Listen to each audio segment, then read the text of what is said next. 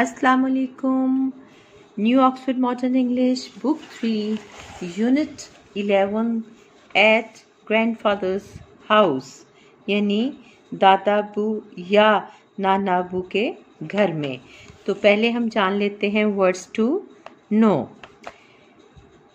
Bundle, गठड़ी, pack, explore, देखना भालना, तलाश करना, फेच्ड, जाकर लाना, हीप, ढेर, रियलाइज्ड, एहसास हुआ, टाइटली, सलीके के साथ। Heidi has just been left at her grandfather's house for the first time.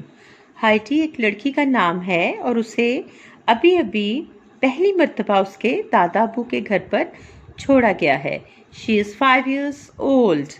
वो 5 साल की है। As soon as the woman left, जो ही वहाँ से वो औरत रुखसत हुई या रवाना हुई, grandfather sat down on the bench outside his house. दादा अबू अपने घर के बाहर बेंच पर बैठ गए। Heidi saw that he was busy. Heidi ने देखा कि वो मसरूफ़ हैं and decided to explore. तो उसने इधर उधर कुछ तलाश करने, खोज लगाने का फैसला किया। She walked round the side of the wooden building. उसने लकड़ी की बनी हुई इमारत के साथ मोड़ काटा। She noticed an empty goat house and some tall trees. उसने बकरियों का खाली घर यानी बाड़ा, बकरियों का एक खाली बाड़ा और चंद ऊंचे ऊंचे लंबे दरख्त देखे। The wind made a rushing and roaring sound as it blew through their tall branches. बुलंद शाखों से गुजरती हुई हवा एक सनसनाती और गरजती हुई आवाज़ पैदा कर रही थी। Heidi walked round and found herself back next to grandfather. Heidi ने फिर मोड़ काटा और खुद को वापस दादा अबू के पास पाया। She stood in front of him and waited. वो उनके सामने खड़ी हो गई और इंतज़ार करने लगी। Grandfather noticed the girl and asked. दादा अबू ने लड़की को देखा और पूछा, What do you want? तुम क्या चाहती हो? Heidi's eyes were bright with excitement. Heidi की आंखें जोश से चमक रही थीं। I want to see what is inside the house, she said.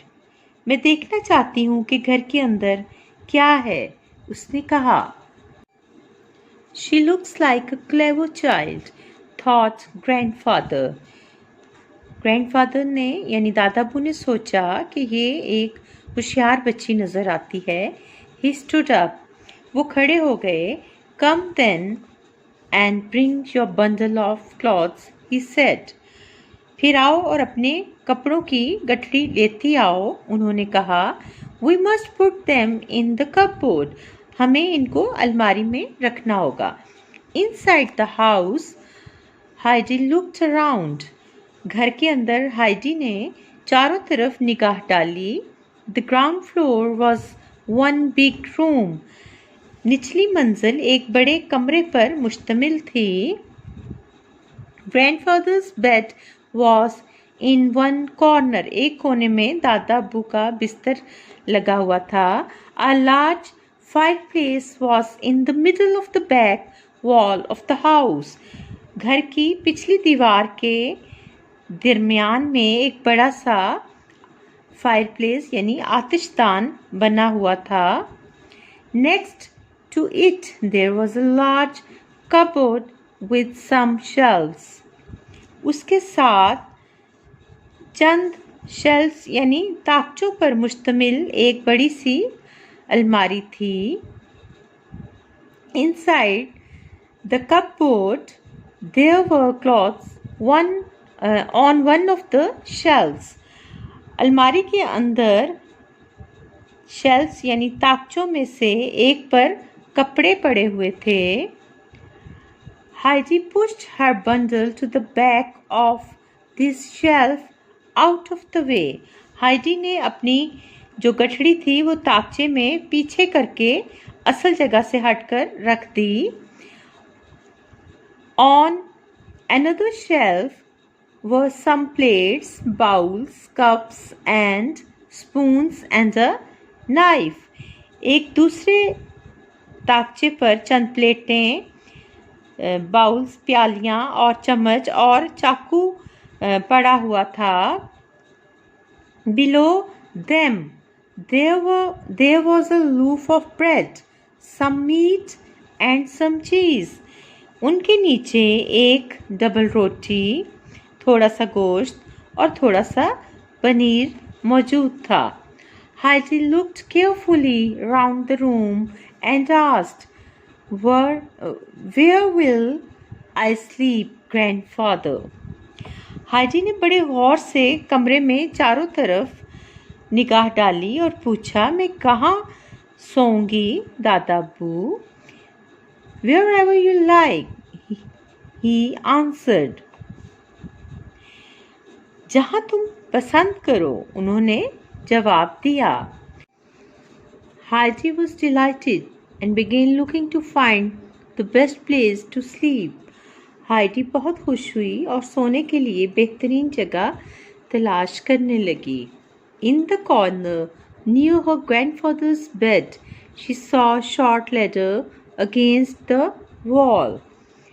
कोने में अपने दादा के पलंग के नज़दीक उसने दीवार के साथ एक छोटी सी सीढ़ी लगी हुई देखी। She climbed up and found herself in the hay loft.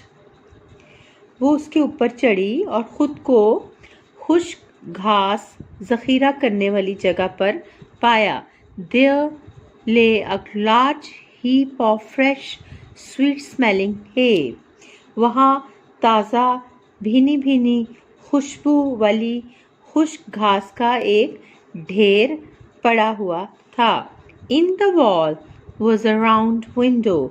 दीवार में एक गोल खिड़की थी। Heidi looked out of it.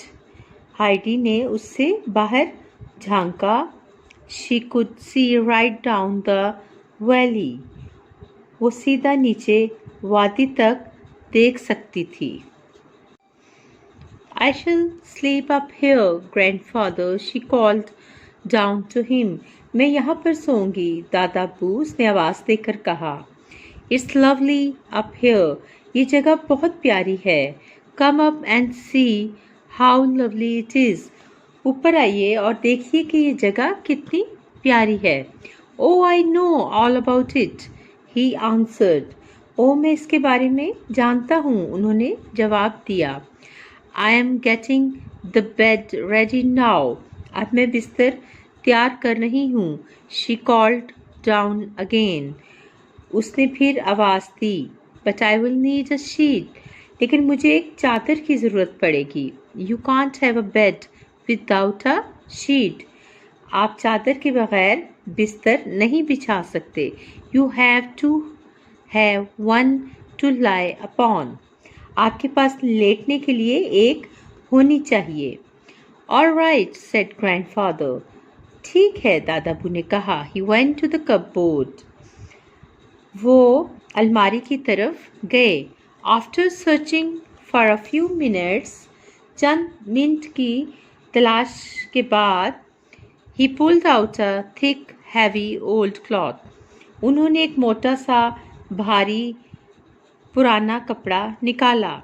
It was a bit rough, but it was all he had that could be used as a sheet. ये थोड़ा खुरदरा था, लेकिन उनके पास यही था जिसे चादर के तौर पर इस्तेमाल किया जा सकता था। He carried it up to the loft. वो उसे उठाए हुए उस जगह पर जहाँ पे वो हे लॉफ्ट था, यानी ऊपर जो जगह बनी हुई थी, वहाँ पर उसे ले आए। In the loft, Heidi had already made quite a nice bed. ऊपर जो जगह थी पर छत थी उसमें हाइडी ने पहले ही से एक अच्छा सा बिस्तर बना लिया था. She had put an extra heap of hay at one end for a pillow. उसने तकिए के तौर पर एक तरफ खुश्क घास का अज़ाफ़ी ढेर लगा दिया था. She had arranged it in a way that when in bed she would be able to see out through the round window. उसने उसे इस अंदाज में तरतीब दिया था. Put in order का मतलब होता है इस अंदाज में तरतीब दिया था कि जब वो बिस्तर में होगी तो गोल खिड़की से बाहर देख सकती थी. Well done, said her grandfather. बहुत अच्छे, उसके दादाबू ने कहा. Now we must put on the sheet. अब हमें चादर बिछाना होगी. But wait a moment first. Saying this he went. लेकिन पहले एक मिनट रुको. ये कहते हुए वो गए and fetched more hay to make the bed thicker. और बिस्तर को ज़्यादा थिकर यानी मोटा बनाने के लिए मज़ीद खुश्क घास ले आए. Heidi would be very comfortable. Heidi बहुत आराम में होती and would not be able to feel the hard floor underneath her bed. और अपने बिस्तर के नीचे सख्त फर्श को महसूस ना करती. Heidi had got hold of the sheet. Heidi ने चादर पकड़ी but it was almost too heavy for her to carry. लेकिन ये इतनी वज़नी थी कि इसे उठाना उसके लिए तकरीबन नामुमकिन था. It was a good thing that the sheet was thick and heavy.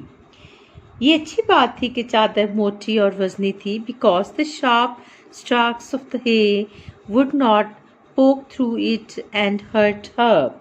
क्योंकि खुश्क घास की तेज़ डंडियाँ उसमें से ना निकलती और उसे तकलीफ ना देती. Grandfather and Heidi worked together to spread the sheet over the bed, tucking it in under the hay. चादर को बिस्तर के ऊपर फैलाने के लिए हाइडी और दादाबू ने मिलकर काम किया और उसे खुश्क घास के नीचे फिट कर दिया. It now looked like a very tidy and comfortable bed. अब ये एक बहुत सुथरा और आरामदेह बिस्तर मालूम हो रहा था. Heidi looked thoughtful. हाइडी के चेहरे पर सोच के आसार थे. It needs a cover, grandfather, she said. उसे एक ऊपर लेने वाली चादर की भी ज़रूरत है, उसने कहा. Oh yes, he agreed.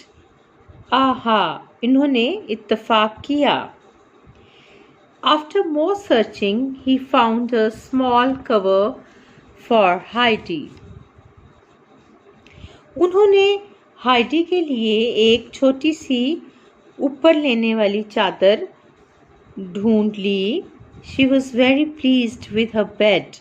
वो अपने बिस्तर से बहुत खुश थी and wanted to go to sleep. और सोना चाहती थी. I think we might eat something first, said grandfather. What do you think? मेरा ख्याल है कि हमें पहले कुछ खा लेना चाहिए, दादाबू ने कहा. तुम्हारा क्या ख्याल है? In the excitement of bed making, Heidi had forgotten everything else. बिस्तर लगाने के जोश में, बिस्तर लगाने की खुशी में हाइडी हर चीज़ भूल गई थी. But now Heidi realized that she was very hungry. लेकिन अब हाइडी को एहसास हुआ कि उसे बहुत भूख लगी हुई है. She had not she had not had anything to eat since the small breakfast she had eaten before the long hot journey. उसने अब तक कुछ नहीं खाया था. Since the small breakfast she had eaten before the long hot journey. जब से वो तवील गरम सफ़र करके यहाँ पहुँची थी और उसने जो हल्का सा नाश्ता किया था, तब से लेकर अब तक उसने कुछ नहीं खाया था.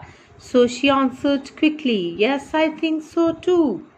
इसलिए उसने जल्दी से जवाब दिया, हाँ, मेरा भी यही ख्याल है. Let's go then, as we both think alike, said the old man. बूढ़े आदमी ने कहा कि फिर चलते हैं क्योंकि हम दोनों का एक ही ख्याल है. In the main room, grandfather sat by the fire. Main room यानी वहाँ का जो मरकज़ी कमरा था, वहाँ पर दादा अब्बू आग के पास बैठ गए. He started to warm some milk and to toast some cheese. वो कुछ दूध गर्म करने लगे और कुछ पनीर भूनने लगे. Heidi watched carefully. हाइडी गौर से देखती रही. Suddenly she jumped up and ran to the cupboard. अचानक वो उछलकर खड़ी हुई और भागकर अलमारी की तरफ गई. She started going busily backwards and forwards. वो तेजी से आने और जाने लगी. When grandfather got up to put the cheese on the table, जब दादा अब्बू पनीर मेज़ पर रखने के लिए खड़े हुए तो he saw it was tightly laid with the bread, 2 plates and the knife. तो उन्होंने देखा कि वो मेज़ बड़े सलीके से डबल रोटी, 2 प्लेटों और चाकू के साथ सजी हुई थी. Heidi had remembered all that there was in the cupboard. Heidi को वो सब याद था जो अलमारी में मौजूद था. And she knew which things would be wanted for their meal. और वो जानती थी कि उनके खाने के लिए किन चीज़ों की ज़रूरत होगी. Oh, that's right, said grandfather. ये ठीक है, दादा अब्बू ने कहा. I am glad to see that you have some ideas of your own. मुझे ये देखकर खुशी हुई कि तुम्हारी अपनी भी कोई सोच है. As he spoke, he laid the toasted cheese on some bread, but there is still something missing. बात करते हुए उन्होंने पकी हुई पनीर कुछ डबल रोटी पर लगाई, लेकिन there is still something missing, लेकिन अब भी एक चीज़ गायब है. Heidi thought. हाइडी ने सोचा. What is it? वो क्या है? She looked at the jug of milk. उसने दूध के जग को देखा. Then she ran quickly back to the cupboard and got the 2 bowls from it. फिर वो तेज़ी से वापस अलमारी की तरफ भागी और उसमें से 2 बड़ी प्यालियाँ या प्याले निकाल लाई. Good, very helpful. खूब, ये बहुत मददगार है. Now where will you sit? अब तुम कहाँ बैठोगी? Grandfather was sitting on the only chair in the room. दादा अब्बू वो जो एक वाहद कुर्सी थी कमरे में, वो उस पर बैठे हुए थे. Heidi got the stool and sat on it. Heidi stool लाई और उस पर बैठ गई. She was too small to reach the table. लेकिन ये वो जो स्टूल था वो इतना छोटा था कि मेज़ तक उसका हाथ नहीं जा सकता था। It is too low, but we shall fix that later, said grandfather. ये बहुत नीचा है, लेकिन इसका इलाज हम बाद में करेंगे। Now come along, let's eat. अब आओ खाना खाते हैं। He stood up and moved his chair in front of Heidi's stool. वो खड़े हुए और अपनी कुर्सी हाइडी के स्टूल के आगे रख दी। He put a bowl of milk on the chair. उन्होंने कुर्सी पर दूध का प्याला रख दिया। Now Heidi had her own table. अब हाइडी के पास उसकी अपनी मेज थी। Then he brought her a large slice of bread. अब फिर उन्होंने उसे डबल रोटी का एक बड़ा सा टुकड़ा दिया। And a piece of the golden cheese, और सुनहरी चीज़ का एक टुकड़ा। And told her to eat, और उसे खाने को कहा। Heidi lifted the bowl with both hands and drank without pause. Heidi ने प्याले को दोनों हाथों से उठाया और बगैर वक्फा दिए पीती गई। Till it was empty, यहाँ तक कि ये खाली हो गया। She was suddenly very thirsty from her long hot journey. अपने तवील गर्म सफ़र के बाद उसे अचानक बहुत प्यास लग गई थी। Was the milk nice? asked her grandfather. क्या दूध अच्छा था? उसके दादाबू ने पूछा। It is the best I have ever had, answered Heidi. इतना अच्छा मैंने कभी नहीं पिया, हाइडी ने जवाब दिया। और ये यूनिट 11 की ट्रांसलेशन कंप्लीट हो गई।